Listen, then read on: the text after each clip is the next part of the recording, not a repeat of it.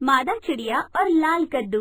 एक मनोहर जंगल में एक भोली भाली चिड़िया रहा करती थी। उस चिड़िया के कई बरसों से बच्चे नहीं हुए थे। एक दिन चिड़िया जंगल में घूम रही थी। उसने आसमान से उड़ते हुए तोते को अपने बच्चों के साथ खेलते हुए तो और थोड़ी दूर जाने पर कबूतर को अपने बच्चों को खाना खिलाते हुए देखा। ऐसे दृश्य को देखकर चिड़िया की आंखों से आंसू निकल आए। उसके बाद वो शाम होने पर अपने घर लौटी और आंगन में बैठी यूं ही कुछ सोच रही थी। तभी उसके पास एक कबूतर आई। अरे दोस्त चिड़िया, क्या हुआ? इतनी गंभीरता से क्या सोच रही हो? ऐसे जब कबूतर ने पूछा तो चिड़िया उसे कुछ कहने ही वाली थी कि हाँ, वैसे भी तुम क्या सोचोगी, तुम्हारे बाल बच्चे नहीं और ना ही कोई दुख है। यूँ उसे चिढ़ाकर कहने लगी, यूँ उसे चिढ़ाकर हंसने लगी। चिड़िया को उसकी बात का बहुत दुख हुआ, पर उसने कुछ न कहा और चुप रही। चलो ठीक है, तुम्हारे पास थोड़ा पाउडर हो तो दे देना। वो क्या है ना, मुझे कौवे के गोद भराई में जाना है। तुम्हारे नसीब में तो गोद भराई में आने का लिखा नहीं है ना। ऐसे जब कबूतर ने कहा तो चिड़िया उसके जवाब में बोली, पाउडर अंदर रखा हुआ है दोस्त, जाकर ले लेना। चिड़िया के कहने पर कबूतर अंदर गई और अपने चेहरे पर पाउडर थोपकर बाहर निकली। बाय दोस्त, चलती हूँ मैं। यूँ हंसती हुई वो वहाँ से चली गई। उसके जाने के बाद चिड़िया अपने घर के आंगन में गई। उसने देखा वहाँ पर लाल कद्दू उगा हुआ था। ऐसा एक लाल सा फल मेरी कोख में भी जन्म लेता तो क्या हो जाता भगवान, किस चीज की सजा दे रहे हो? यूँ भगवान को कोसती हुई वो वहीं पर सो गई। अगले सवेरे उठकर वो हर रोज की तरह घर के सारे काम करने लगी। थोड़े दिनों बाद चिड़िया गर्भवती हुई। उसने एक अंडा दिया।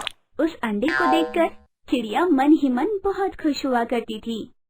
भगवान, मुझे क्षमा कर दो, आपने मेरी मुराद पूरी कर दी। चिड़िया की खुशी का कोई ठिकाना नहीं था।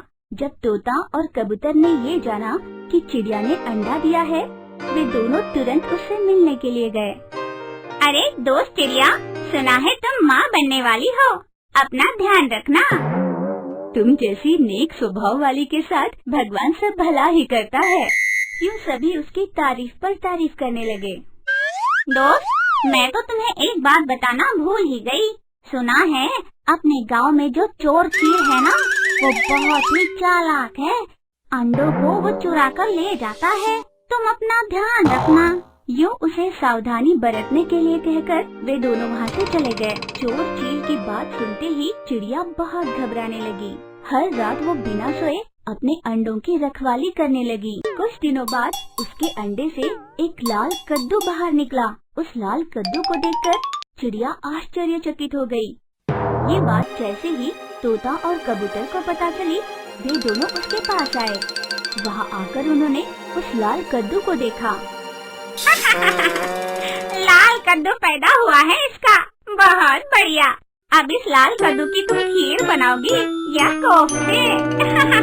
ये कहकर उसकी हंसी उड़ाने लगे। कोई बात नहीं दोस्त, इस लाल कद्दू को तुम यूं ही छोड़ दो, चिंता करने की जरूरत नहीं, तुम्हें बच्चा जरूर होगा। कबूतर ने उसे धीरज दिया। ये लाल कद्दू हो या सोना, ये जन्मा तो मेरे पेट से ही है ना, ये मेरे बेटे के समान ही है, मैं इसका पूरा ध्यान रखूंगी। यूँ चिड़िया ने बड़ी दृढ़ता से कहा। तोता और कबूतर कुछ न कह पाए, वहाँ से चुपचाप चले गए। चिड़िया ने उस लाल कद्दू की बहुत ही लाड प्यार से परवरिश की। बीतते समय के साथ लाल कद्दू भी बढ़ने लगा। एक दिन चिड़िया अपने लाल कद्दू के साथ घर के आंगन में बैठी हुई थी। तब उसे माँ माँ की आवाज सुनाई दी। चिड़िया यहाँ वहाँ देखने लगी, पर उसे कोई दिखाई नहीं दिया। माँ, मैं ही हूँ माँ, तुम्हारा लाल कद्दू। ये कहते ही चिड़िया मुड़कर उस लाल कद्दू की ओर देखने लगी। बेटा, तुमने बात किया, सच कह रही हो, तुमने मुझे माँ बुलाया। चिड़िया की खुशी का कोई ठिकाना नहीं था। माँ, मैं आपके किसी भी काम नहीं आने वाला। माँ, मुझे कहीं दूर छोड़ दो।